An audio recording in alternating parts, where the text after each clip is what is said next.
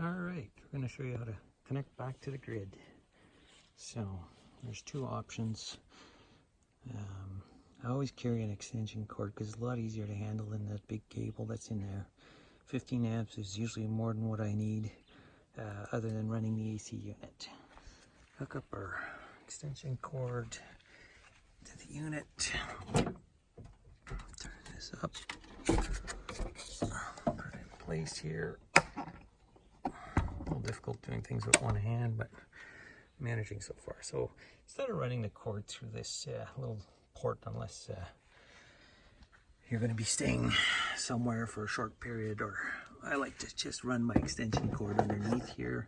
Of course, you can tell I've modified the bottom bracket just so I can get it in. Then we put on this little converter from and then we disconnect from our inverter power supply and just hook up this line with the other one.